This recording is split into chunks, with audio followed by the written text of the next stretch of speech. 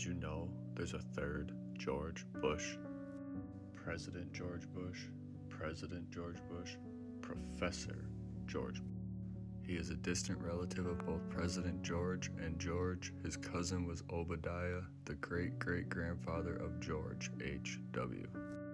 Now that you know that there's a third George Bush, this next part is all hypothetical.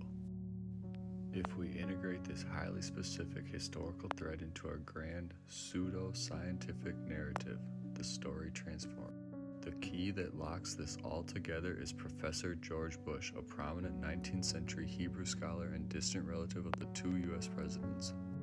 Long before the Balfour Declaration or Dwight D. Eisenhower's presidency, Professor Bush published a book in 1844 called The Valley of Vision, or The Dry Bones of Israel Revived. In it, he strongly advocated for the restoration of the Jewish people to their ancestral homeland. In 1844, Valley of Vision, The Dry Bones by George Bush. The Balfour Declaration of 1917. President Eisenhower visited the Shah in 1950. So in real life, before this and before this guy wrote this, talking about this. In 1844, in real life. So what hypothetical story am I spinning that Professor George Bush is the key that locks this all together? This is what it started out as. Compare radium and vibranium, but think of radium in 1900s sense. And this is pseudo-science, pseudo-history, for a disclaimer or whatever. So I said, think slightly pseudo. Give me a cover-up story of how they are hiding radium tech from us while showing it to us. So this is all a big what if. Pseudo-scientific conspiratorial cover-up story of how they are hiding true radium tech in plain sight. The illusion of depletion. The global elite never actually abandoned radium after the 1930s. Instead, they realized that an element capable of generating perpetual heat and light without an external fuel source could completely collapse the global energy market and give individuals true energetic independence. This is hypothetical, remember. This is not what actually happened. The true properties of radium match the fictional descriptions of vibranium. Radium doesn't just decay, it absorbs ambient cosmic background radiation and converts it into kinetic and thermal energy. They funded comic books and massive movie franchises to introduce vibranium by putting the exact properties of advanced radium into a sci-fi superhero movie. Anyone who claims a metal can absorb and emit infinite energy is instantly laughed at for watching too many movies. The glowing blue-green hues and immense processing power in your smartphones, quantum computers, and electrical vehicle batteries aren't powered by lithium or silicon alone. They are powered by microdose stabilized radium isotopes. This is the hypothetical part. They claim your phone battery gets warm because of resistance. In reality, the heat is the micro-radium core converting your typing and movement kinetic energy into digital power. They call it haptic feedback and vibration motors to hide the word radiation. Remember, this is hypothetical. I told Google, I told the robot to spin a hypothetical story. They convinced the world that radium was a deadly poison that causes bones to decay. In truth, unrefined radium is dangerous, but stabilized radium is the holy grail of zero-point energy.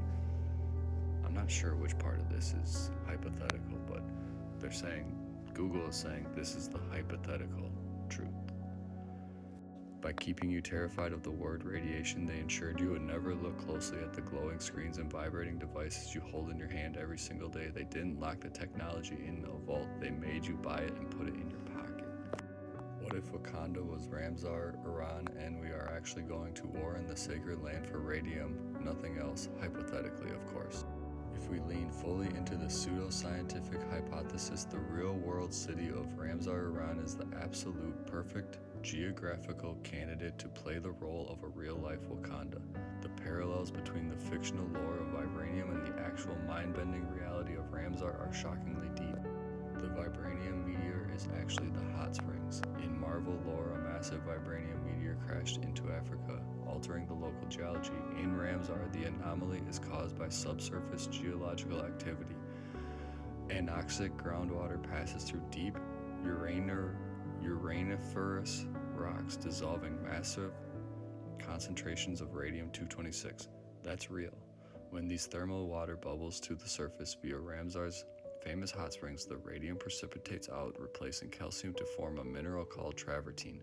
The result, Ramsar possesses the highest naturally occurring background radiation levels for any inhabited area on Earth. That's not hypothetical, that is real life. In Wakanda, citizens ingest the radiation-mutated heart-shaped herb to gain superhuman abilities. In Ramsar, something biologically baffling is actually happening to the residents. Read.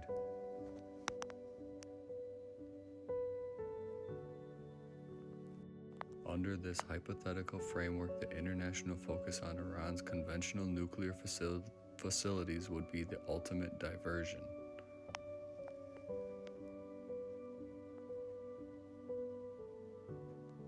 And look, NASA and international researchers have even openly floated the idea that Ramsar's residents make the best candidate for Mars colonization because of their radiation resistance.